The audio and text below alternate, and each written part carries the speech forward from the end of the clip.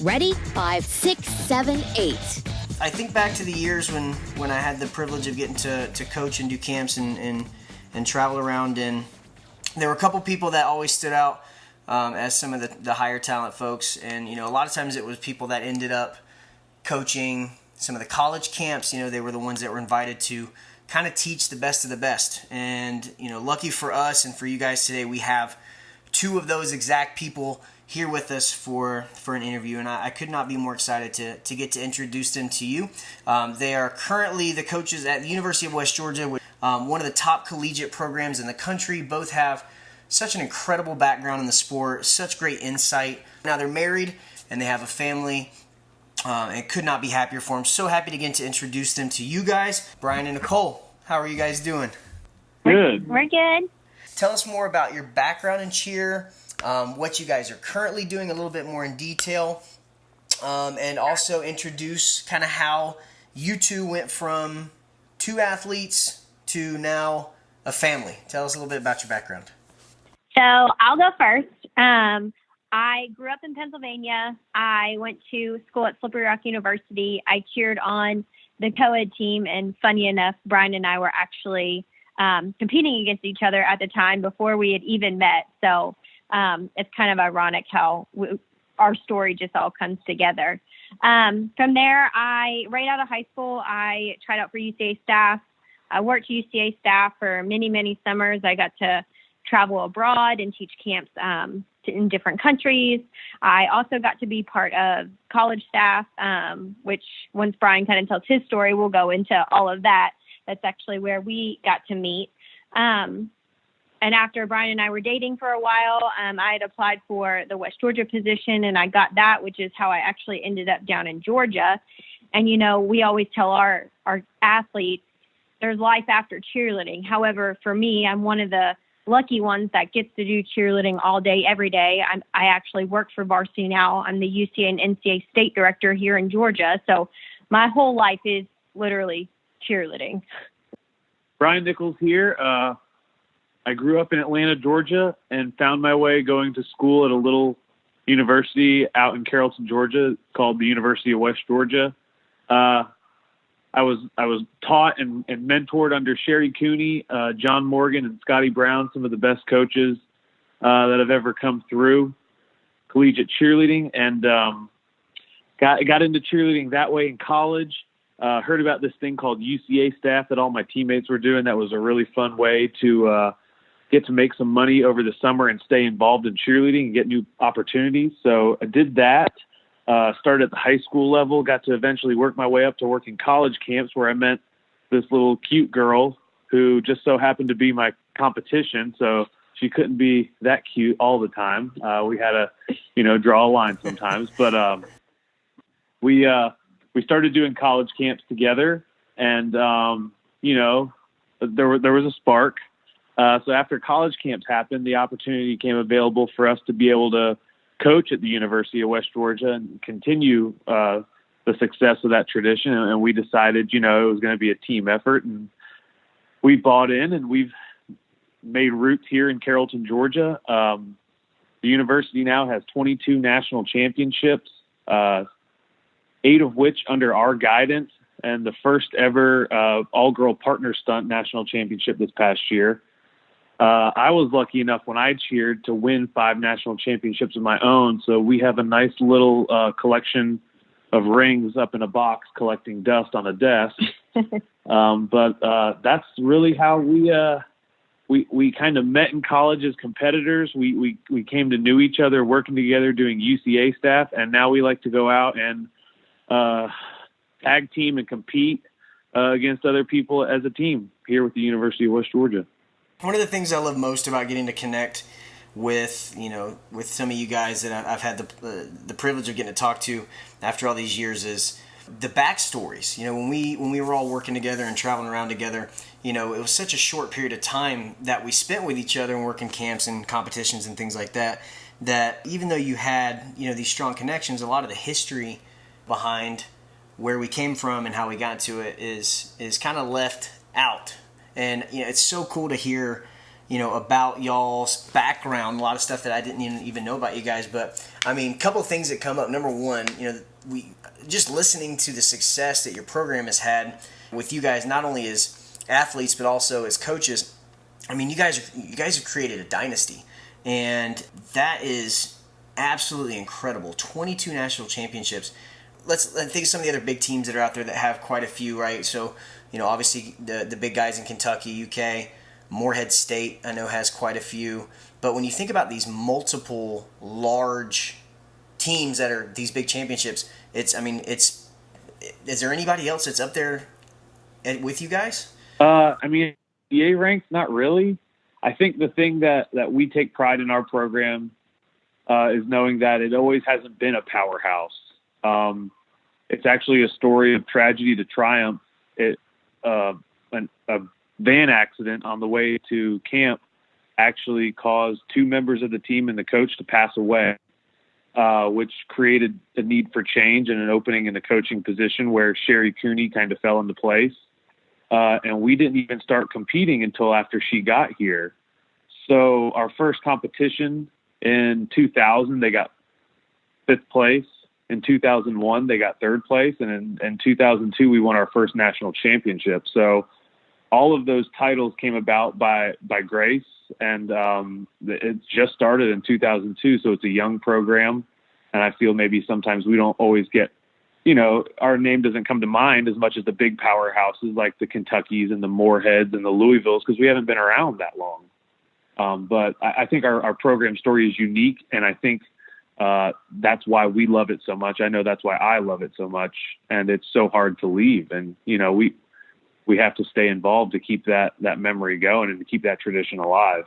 Wow, it's an incredible story. I mean, I had no idea that the program had gone through such a radical shift. And absolutely right. I mean, you look at the time frame that you guys have been, kind of in the limelight, so to say. And, once you guys hit the gas pedal, I feel like you haven't let up. And that's incredible. I can't wait to see, when we looked into the 10, 15 years into the future, how many more championships you guys have. Because I feel like whatever you're doing is clearly working.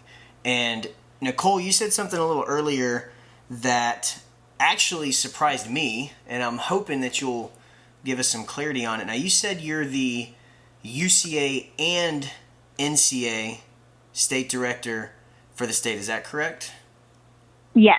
So has there been, I know just from an outsider's perspective, I know you've been much more intimately connected with Varsity through the last few years, but from an outsider perspective, I've been able to notice, I hate to say merger, but I feel like there was a lot more joint things going on. It felt like there was a lot of, instead of like it used to be where it was, UCA here and NCA here and UDA here and NDA here, that there's a lot of merging. Can you tell me kind of what the changes have happened in your role as state director for both companies?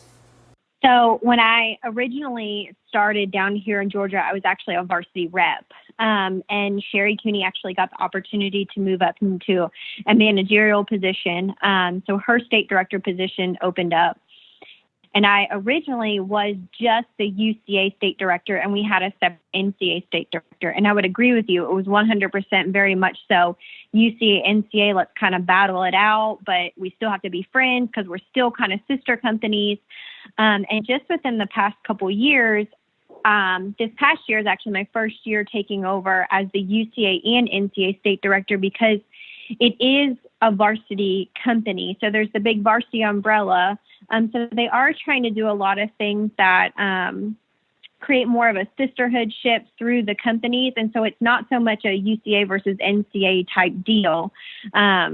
So it's nice for me to be able to sell both brands essentially because UCA is not for everybody and NCA is not for everybody. So, for me being in a sales position, every customer, every team has a very unique need and unique goals, and each company can hit those goals. So it makes it a little bit nicer in my sales position to be able to do that. And it's nicer for a company position, because we can work each other's events and just help out the overall betterment of it.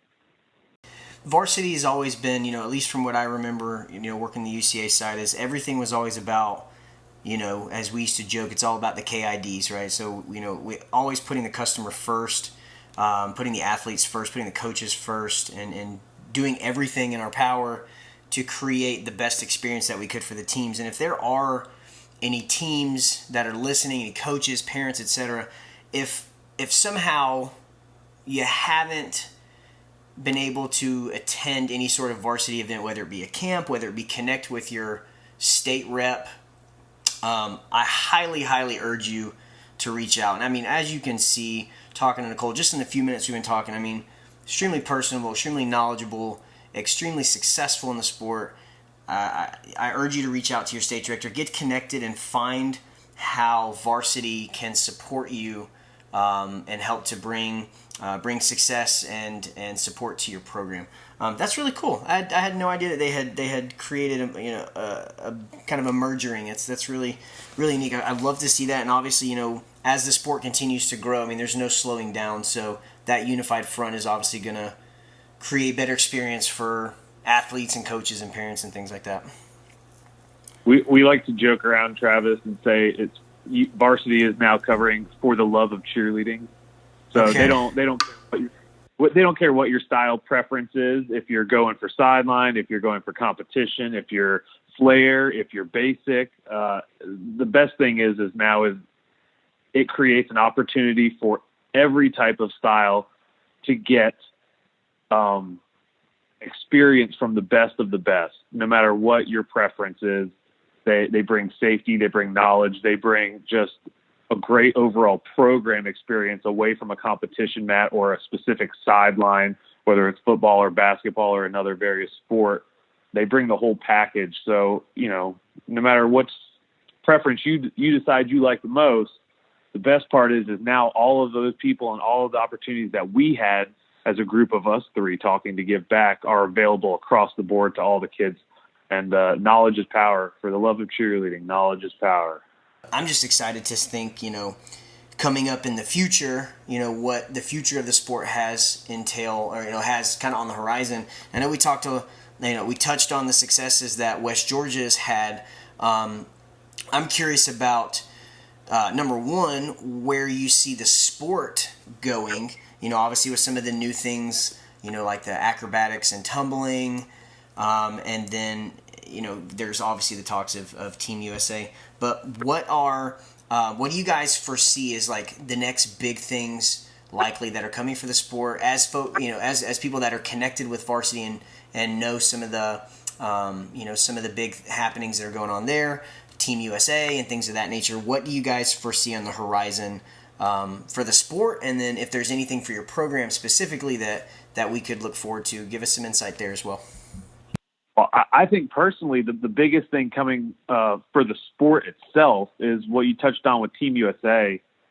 This past Olympics in South Korea, they were able to go and support their nations and other nations and give performances and displays of what the athleticism is involved in competitive cheerleading now.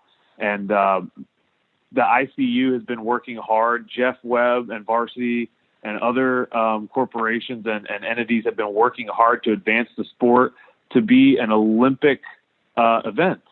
And they've earned preliminary status, and they're working hard to make that a thing.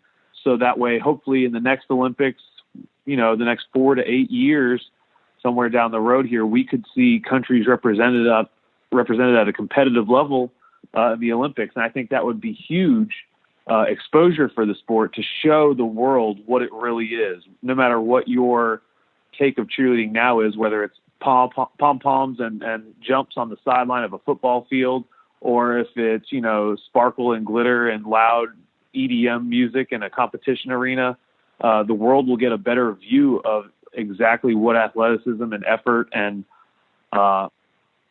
just detail is put into the competitive cheerleading world. I think that's going to be a huge leap, and that's going to open a lot of eyes. And I think the other thing that is coming to fruition is, the sport itself called stunts, getting closer and closer to it being recognized by the NCAA as an actual sport. to help the Title IX and everything like that, and then bring, colleges actually bringing it to their schools to be in compliance with Title IX. So I think that is definitely on the forefront, and we're going to see that probably come within the next couple of years to gaining that status with the NCAA and being a collegiate sport itself. With regards to stunt, where does stunt lie in relation to the NCATA? Now, I know that their governing body, or their partner body, is USA Gymnastics. So would then stunt fall more, towards cheer? Would it have a varsity backing? Like what would the differences, be, with regards to their affiliation? So they've been very careful to try and not cross each other's boundaries. I know Acro has given some pushback, which is understandable because they do have their very own specific style. So Stunt itself has done everything possible to try and keep it its own entity. So there are no, blurred lines across each sport. So it will be its own entity. Absolutely. It does have Varsity's backing for sure. So it won't be something that, schools will either pick up one or the other. It's going to have more of that cheer background than it would that gymnastics background. Gotcha. Travis, the way I think about it, to make it easy for me, is it's the similarities and the differences of softball and baseball. They play on a similar looking field with similar looking equipment, to similar rules and similar techniques, but it's completely different. You can't just hop from a softball field to a baseball game and be 100% the same. And just as a fan and a spectator watching, you can definitely tell there's differences in how they're played, the methodologies and the coaching aspects behind it, and just the technique. So that's the simple guy way I like to think about it. It makes a lot easier sense to people to explain it that way, because a lot of guys will be able to relate the difference. A lot of people who know sport overall. No, that's honestly, man, I think that's the best description I've got, because I'm going to be completely honest with you guys. I learned about NCATA less than a month ago. I was talking to a friend who sent me a video and asked me if I'd seen this thing, and I'm like, what are you talking about? And I'm like, what? Did they just break a cheer routine into pieces and do them one at a time? And so I'd never seen. I mean, it was cool. It was cool to see the skills perform and things like that. But I was so ignorant to it. But no, I mean, that's a fantastic metaphor, and definitely cleared it up for me. I'm hoping if there's anyone else out there, maybe some of our overseas folks that listen. We've touched on the NCATA in the past, and I hope that maybe helps to bring some clarity for them too.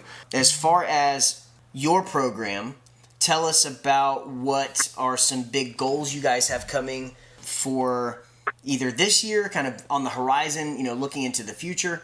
What does West Georgia have that, in kind of brewing, maybe without giving away any secrets, that we can look forward to with you guys?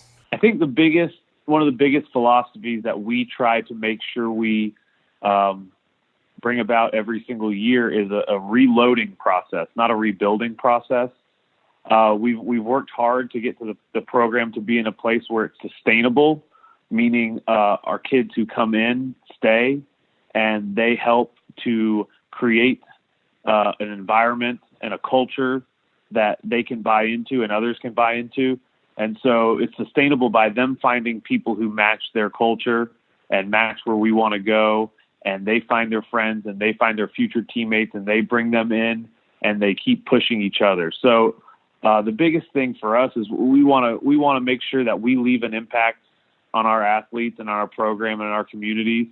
And we want to make sure one day, whenever we can hang it up, it continues on. So sustainability for our program in the next few years is a major goal of ours. And we're going to make sure that, a lot of people before me and Nicole have worked very hard and gone through a lot of hardships to bring West Georgia to where it's at. And so we want to make sure that we do our due diligence to leave the program better than we found it before and leave it in the same condition, so someone can pick up where we left off with their passion and their drive, and to continue to build on the program. I think we always just try and make sure like Brian said, that we're bringing in prospective athletes that buy into our environment and what we're doing. We're always trying to look to do the next best thing for the program, for the routines, everything like that. We don't the biggest thing we hate to say is, well, we've always done it that way. Like Brian said earlier, knowledge is power. So we continue to reach out to people who have guided us all along the way. He mentioned Sherry Cooney and John Morgan. We reach out and we ask for help, and there's always a better way to do it every single year. So we always try and find that better way. There's no 2 years that are exactly the same. There's no 2 teams that are exactly the same. So you've got to be able to roll with the punches and be ready to reload, and not just reload talent, but reload the mentality and reload just a different way of coaching every year too, so that nobody gets bored and there's no flat line. Right. One of the things that, the other thing we've been really, our kids get energized about, right? It brings life into them, is when we talk about that little old school from the west side of Georgia that's D2 that no one knows about. Let's go do something hard that no one would ever expect. Let's go open some eyes and drop some jaws. So on the all-girl and the co-ed side, and if you get a chance to watch our partner stunt routines, all of them were extremely impressive. Our kids like to push, and they like to raise the bar, and they like to do something that's never been done before, whether it's on the mat or in a partner stunt performance. So we've been able to build that kind of energy in this program. And so that's, for the immediate next year, that's our goal. What's the next big thing? What are we going to do to surprise some people that a little Division II school can keep up with the big D1As? What can we do to open some eyes? I think back to the camps, right? And a lot of our listeners, that are younger, when you guys go to camp, after you're done and you're done for the day, your instructors are behind the scenes prepping for the next day, running through routines, going through meetings, and then at the end, when all's said and done, we want to blow off a little steam, and we stunt and play around and get to work with, with people that we've maybe never stunted before, maybe that are from a championship program. And man, you and Cody, for God's sake, were two of the most ridiculous stunners I have ever seen in my life. And y'all would come up with the most ridiculous things. I remember like it was yesterday, Cody he had Megan Urban sit in Indian style on the floor and picked her off the floor and did a full up all the way to the top from her sitting on the ground. And I'm just looking at this going, how in the world and that's the thing, is like, you West Georgia guys, like y'all were always such strong stunters. You came up with the most, it's like you guys were like, you're just coming up with these ideas and trying this and trying that and these transitions and this and that. And I mean, I never understood, because like my mind didn't work like that, because we're at UF, we didn't compete, we didn't go to those bigger stages. But I mean, you guys were doing stuff, now, or at the time then, that people you wouldn't even think about. And so how did you guys come up with some of the? This is just playing around in the gym, and you're like, hey, let's all try this and see if we can do it. I mean, how'd you guys come up with some of the obscure stunts and things that you guys did? Well, I'll let you know a little secret here, Travis. That's the good old boy why not mentality. Nicole gets on to me all the time, because I will throw 10 ideas in the air, and maybe one of them might be legal, safe, and practical. But we're going to throw those 10 ideas in the air and say, why not? And we're going to try them, and we're going to try to figure it out, and we're going to try to come up with something different. Because the biggest thing that bothers me, Cody was the same way, Josh, Tuggle, all these guys we used to cheer with, it was like, why are we going to do the same things that everybody else is doing? We're not going to keep up with the Joneses. We're little skinny guys from D2 schools. We're not going to be able to do that. So we implemented the why not mentality, where someone said, you know what, I'm going to take that girl there. I'm going to teach her how to do this. I'm going to flip her around, and I'm going to catch her like this. And the more people who said, you can't do that, gave us the more drive to say, oh, yes, we can. Here we go. So it was a game. It was a mentality.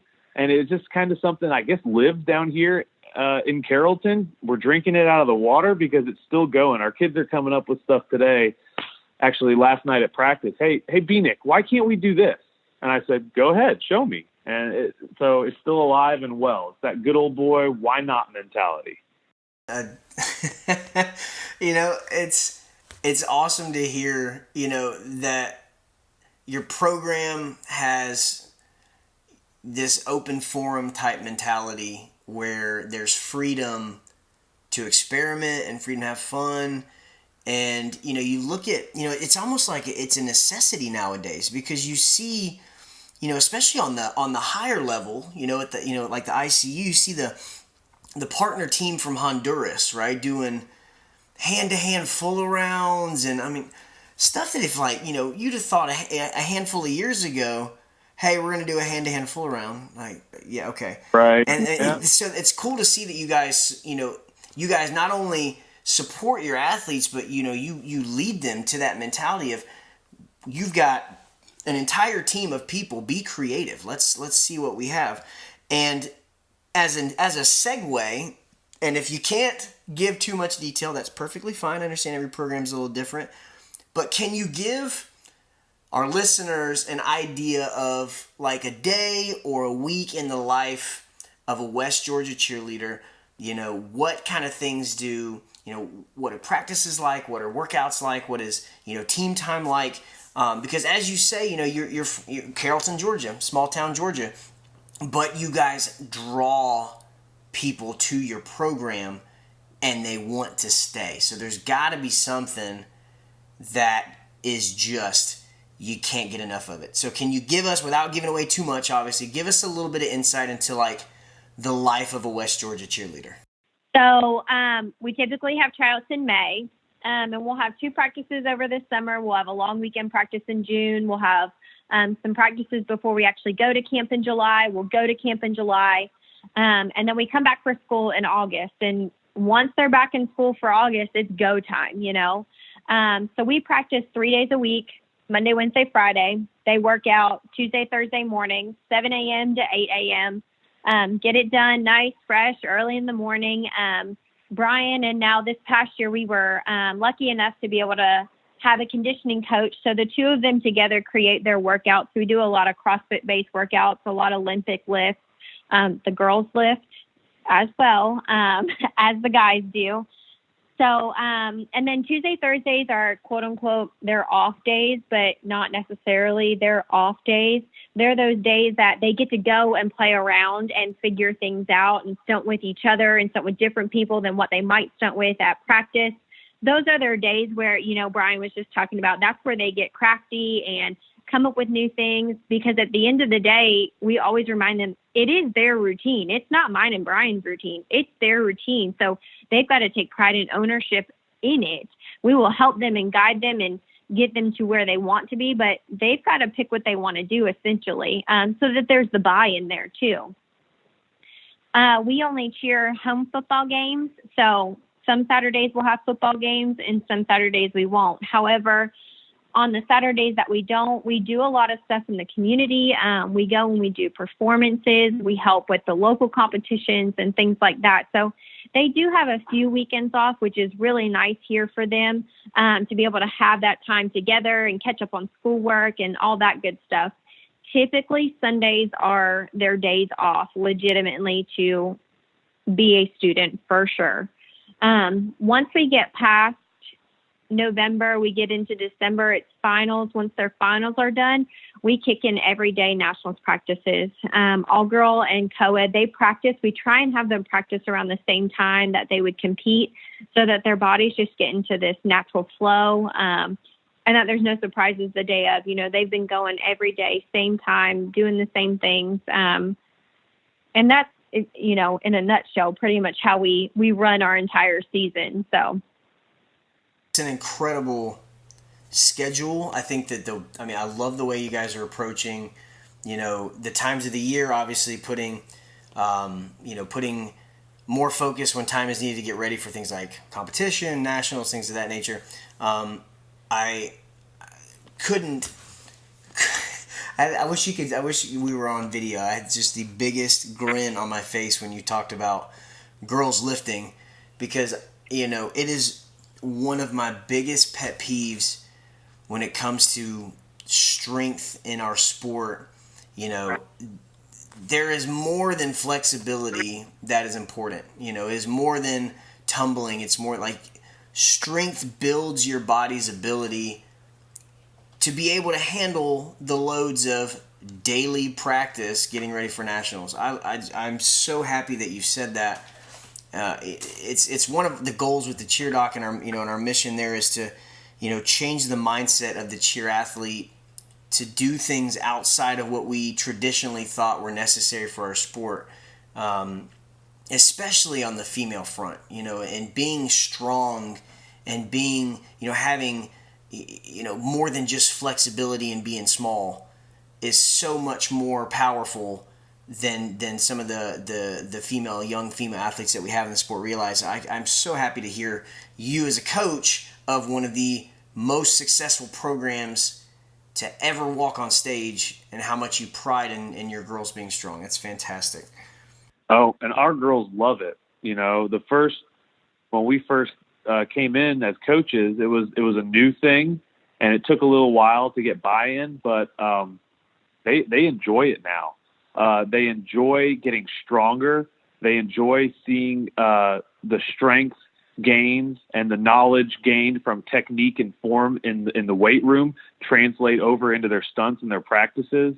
They are thankful for the injury prevention that it helps create, and just the knowledge and awareness of their bodies and their limitations. And, it even goes into their mentalities. They know how strong they are. They know what their bodies can handle. They know when something feels good. They know when something feels bad. It goes back to knowledge. They gain more knowledge, and the smarter our cheerleaders get, the more knowledge and wisdom they gain, the better they're going to be. And that leads into our culture of, the sustainability model. Those kids pass that down to the newer ones who come up, and it's an ever-flowing cycle. So getting them in there was hard, but now not so much. They really enjoy it. They really take pride in what they can do in the gym and translate that to the mat. I mean, it's such a powerful point. And, you and I have one thing in common. We both have thrown people in the air and lifted them over our heads. And I can tell, we did a blog post not long ago about being small doesn't mean you're easy to put in the air. And, my smallest partner at one point at UF was 86 pounds. And I don't even like to use the word heavy, because I'd say my strongest partner was easier to hold in the air than some of the girls that would show up at stunt clinics, right? Some of these 8th, 9th, 10th graders that are 75, 80 pounds that are like holding up dead weight. So, I mean, I know you, noodle. The noodle. I mean, I'm assuming you probably had that same experience at some point. Oh yeah. How you carry yourself as a top girl what outweighs any number that a scale can show. Body composition and body awareness is much more important and relevant to stunning than body weight. And we preach that to our girls, and I can relate with you with the working with different size top girls. Some of my favorite top girls I've ever had the pleasure of throwing and competing with were strong, athletic girls who took pride in being an athlete. And that just made life easy for us, and we enjoyed it, and we both worked hard together, and that's the mentality that can help get them places and help them succeed, not just in cheerleading, but in life. Outside, I know we talked about workouts, we've talked about being in the community and things like that, but if you had to pick one thing outside of just cheer specific, stunting, tumbling, jumps, etc., what's the one thing that each of you feel is the most important thing to being a well-rounded cheer athlete? School. I think school is so important, and it just brings the whole package of a cheerleader together. It shows that you can handle life outside of cheerleading, and you can apply many of the things that you learn in cheerleading, being on time, being responsible, making sure that you plan ahead and you have goals and you have them written down.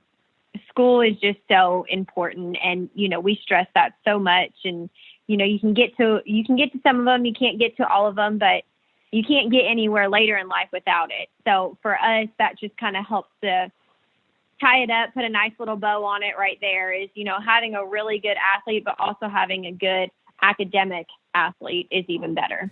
They're student athletes, not athlete students. Right. Fantastic. Brian, what about you? What do you think? I know we've talked about, and even if it is something that we've touched on, what do you feel is the most important thing outside of cheer to being a well-rounded athlete? I think this is kind of a complex answer. I think the most important thing to being a well-rounded athlete is having a well-rounded self-awareness, knowing about yourself, knowing your drive, your dedication levels, knowing what motivates you, knowing what kind of discipline you need and structure you need in your life to be able to get anything accomplished. Self-awareness is so important, not just for cheerleading, not just for school, but for life. We're supposed to be taking these lessons and these things that we learn as we go through them in college, whether it's school or cheerleading. And one of those days, school and cheerleading are going to stop, and something else in life is going to pick up. And you have to have the self-awareness of who you are as a person, what motivates you, what it takes to get things done, what you're passionate about, and what drives you in order to keep going, to move that page. One day, we're going to have to drop cheerleading out of our life, and that's going to be a really hard day because that's a big part of it. But because we've had the opportunity to be involved in this, it's taught us a lot about ourselves individually, me and Nicole as a couple, our community and our university and our kids as a program. I've learned a lot, and I know they've made me a better person for it. And I know a lot more about myself than I ever thought I did, some 18-year-old kid coming in wanting to throw the girls in the air. So, in my opinion, just being able to be honest and being able to reflect and have self-awareness of yourself as you go through this process, high school or college or whatever, just learn about yourself and be honest with it and take it in, enjoy the ride. You're absolutely right. There's so many lessons that we learn, and that's, I want our listeners and I want our young athletes to realize, you are an athlete. You have to take the mentality of, like, yes, we're spirit athletes and we're the history of our sport is in support of others, but we've evolved to a point where as a sport ourselves, as athletes ourselves, we are also developing the same way that the people that we historically have supported did. And so I love that you bring this vision of what the core lessons that we learn as athletes and how that applies to us in life. I mean, it's fantastic, man. It's awesome. Who was, between the two of you, who was some of your biggest motivator, and I know we've mentioned some of the folks that you guys cheered with in the past, but who was some of your biggest inspirations while you cheered, whether it was fellow teammates and things like that? If there is a teammate or a partner that, helped to make your cheer career what it was when you were active and competing, give them a shout out too. Let them know that you still care about them, you still love them. But who were some of your biggest influences in your cheer career? For me specifically, I had so many. I was so lucky to be surrounded by just great people who cared and who loved on us and loved the program. Ian Fitzpatrick was one of the first people who got me inspired and motivated to be a West Georgia cheerleader. Ryan McKinnon was the first guy I looked up to figure out how to get through life and not screw everything up for him on the mat one year. And then from going on, I mean, Corey Brown was a great influence for me to follow and learn under. And then in my later years, I'll go ahead, him, Cody Sellers, man. He's doing great things over at UAB. You should really get in touch with him too. Me and him bonded towards the end of our college careers there, and we kind of went through cheering at West Georgia together, doing UCA together, going all over the world. And man, those guys really motivated me because it was friendly competition. It was brotherhood, and it was a push-pull relationship. We pushed each other to get better in all aspects of whatever we were doing. But then, when some of us had some hard times, we made sure we pulled each other up. So those were some of the guys I've just been really lucky to, but there's so many. Travis, I really wish I could waste an hour of your day and list the Sherry Cooneys, the John Morgans, the Scott Browns, the Melissa Dosters, the Kaylee Deloneys, all the people that I got to cheer with that motivated me and made me enjoy my decision to come to West Georgia. For me, I know specifically if it wasn't for Corey Deacon, I wouldn't have even pursued college cheerleading at all. Corey Deacon he went to Slippery Rock. I worked tons of camps with him, and he said, you really should try this thing out. And, studied it a little bit together, and he really pushed me to apply and get to Slippery Rock. And then once I was there, Andy Brown really pushed to keep us moving and just staying in the grind while we were there, getting beat year after year after year by West Georgia. So, those are two guys that really helped me pursue cheering in college. And then, through college staff, goodness, you've got Jess Colombo, who pushed me to be a better top girl all day, every day, supported me. We did college staff every single year together.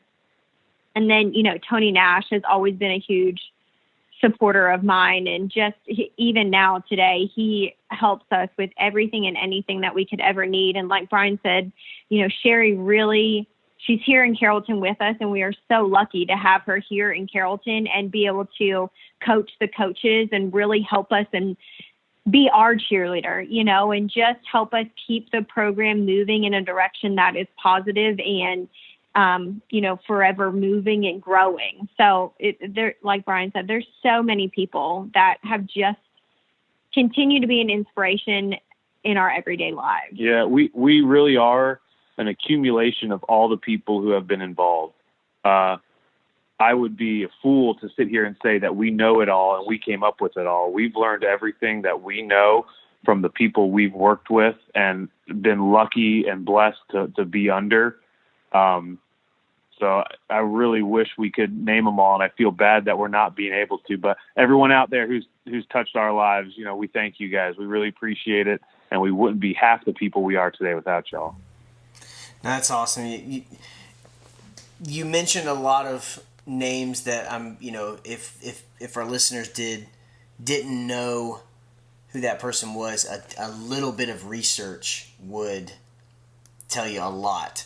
So I feel like our listeners have gotten a chance to know you guys so well so far, but you guys aren't going to get away without the lightning round questions.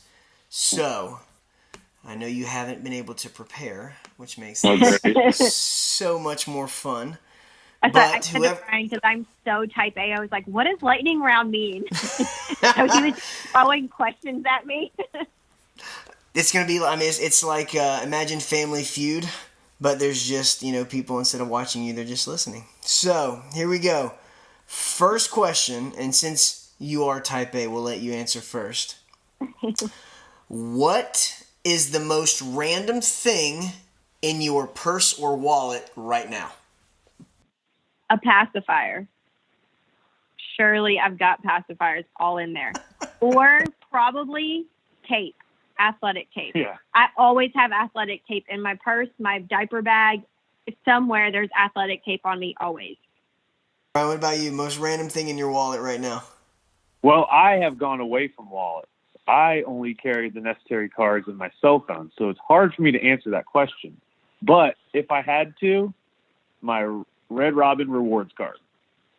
I don't even think we have Red Robin here. That's a burger place, right? Yeah. I didn't have it until 5 years ago, and I can't get away from it. It makes me miss when I lived in Atlanta, man. I feel like I need to get back over to Georgia and find a Red Robin.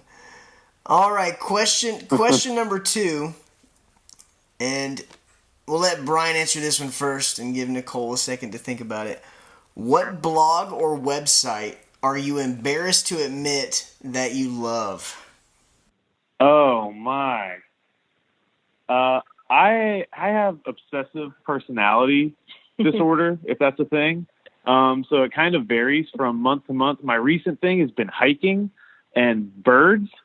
So I went on a tangent 2 weeks ago where I got the Cornell Lab of Ornithology's app, and I've been tracking birds and setting up bird feeders in my backyard.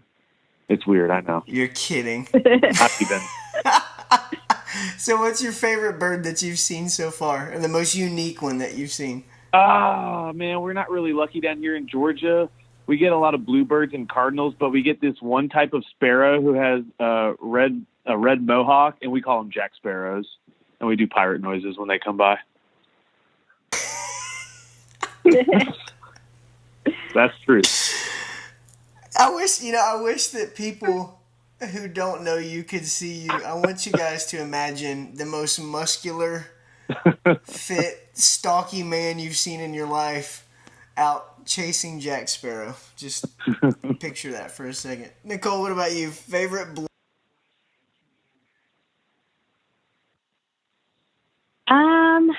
So I guess I'm not really like a blog and website person, but I think maybe the TV show that I would say I'm embarrassed about is Teen Mom. It's like my guilty pleasure. It's just, and now as a mom, I mean. I know. It's just, I don't know why I have an obsession with it. And every time Brian comes home and I'm watching it, he's like, really? Yeah. I don't know. I like it so much. All right, so for this last one, I'm going to ask you both two different questions. Now, they're similar, but I'll let you guys choose who gets to answer which one. Now, the only thing is, if you answer the first one, you don't get to answer the second one. Okay. Does that sound okay with you guys? Yes. All right. All right, so I'm going to ask what I think would be the hardest one first, and we'll let you guys choose who gets to answer. If you could pick 3 famous people to be in your entourage, who would you pick? Do you want this one? You take this one because you like sports and all that stuff. I'm not good with famous people. Okay. If I could pick 3 famous people, any 3 to be in my entourage, All right, number 1, I got to go with Will Ferrell, because anywhere that guy goes, I'm going to be laughing and having a good time. True. Number 2, I guess I'm going to pick Joe Montana. I'm a big Notre Dame fan. I was raised on the Fighting Irish, and he was like my icon growing up, so it would be really cool to have time with Joe, rock some Skechers with him. And the 3rd famous person I would probably have to say is, man, that's tough. You know what? I'm going to go back. I got the 3rd one. Derek Brunson. If you don't know who he is, come up. Because Travis, you know as well as I do. Yes. We grew up with Derek back in the day on UCA staff. Man from the state of North Carolina. OCC. Started as a cheerleader. And now is one of the top 10 fighters in his weight class in the UFC. He's doing great things. He's starting his own business. He's got a great family. He's a great dude. If you don't know Derek Brunson, go look him up. Even if you're not into MMA or UFC, he's a cheerleader, so you should be cheering for him. That is totally left field, but could not be a better choice. Derek is one of the coolest people I think that has ever done cheer, and it's so funny when he first got out of cheer, and a lot of people, if you follow him, maybe if you've never heard of him, so Derek was a wrestler. He was a collegiate wrestler and collegiate cheerleader and staff. So he traveled, he did staff, he was also a collegiate wrestler. And when he got done wrestling, Derek got into MMA as a local thing, just to keep up with the wrestling that he had done for so long. Got really good on the local circuits and got a 3-fight contract. I believe his first contract was a 3-fight contract. His first fight was against Chris Lieben, who was making a return to the UFC after some stuff he had been dealing with. And Derek won his UFC debut against Lieben, went to the cards, ended up winning it. I mean, he is killing it in the UFC. And like you said, he's a dad. He's like super dad. He just built his gym. Derek is one of the most well-rounded cheerleaders, athletes, humans I think you could ever meet. So if you have never heard of Derek, or if you've heard of him and maybe you're not sure what he's doing nowadays, find Derek Brunson I know for sure he's on Instagram. I know for sure he's on Facebook. I am so glad you brought Derek up. He is such a good guy. It's so funny watching him on TV now. Me and our ex-assistant coach, Trey Forsyth, who's doing Cirque du Soleil at sea now all over the Mediterranean. He's big into MMA, and we watch Derek and be like, this guy was the same dude I was laughing and joking about. He always was having a good time with kids at camp and bringing up everybody's smiles on their faces. And now he's out there fighting Anderson Silva, working his way towards a title fight. It's just the craziest thing to watch. People doing that level of things. It's awesome. Absolutely, man. I'm so happy you brought him up. If maybe I can try to get Derek on for an interview, for a podcast. If you guys gotta shoot him a message and say, hey, when Trav messages, you gotta respond.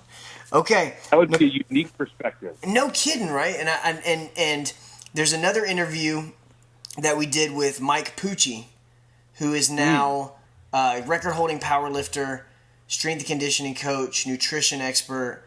I mean, it's amazing to see where cheer athletes go beyond cheerleading, and Derek is a prime example of it.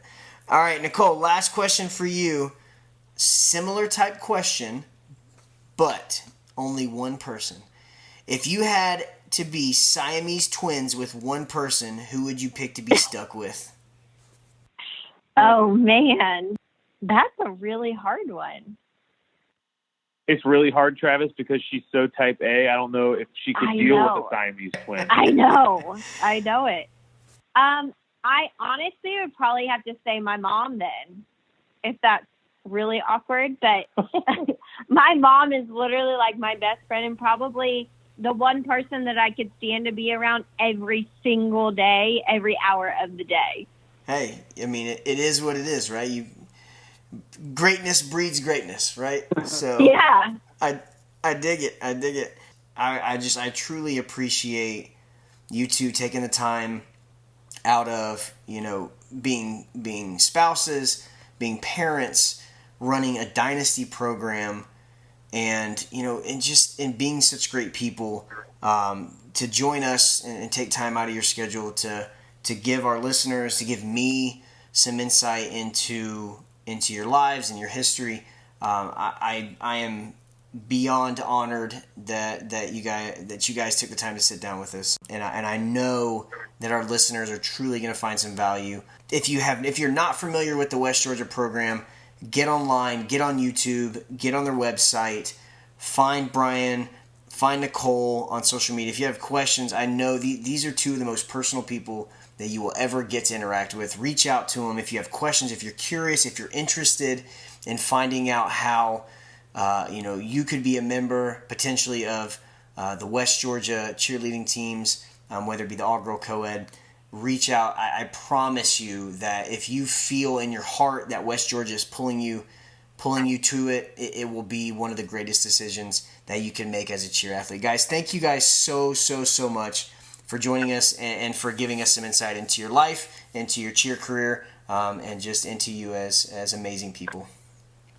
Hey, thank you, Travis. We really appreciate it. This was a fun, cool, different opportunity that I would like to see more people get the chance to be a part of. And I would like this type of, these ideas to spread. So what you're doing here is unique. And I think it brings value to everyone involved in it and the sport itself. So we wish you the best of luck, man. And like I said, feel free to reach out to us. Knowledge is power. So go get informed, go cheer, and go enjoy your life. Thank you so much. It was so good getting to catch up a little bit. And like Brian said, just to the listeners out there, be lifelong learners, be open-minded, and ask questions and do your research. And good luck to everybody. Thank you for joining us. Be sure to check out thecheerdoc.com for more content. Also, if you found the material today valuable, please subscribe, rate, and leave us a review. It's very much appreciated. Thanks for listening and have an incredible day.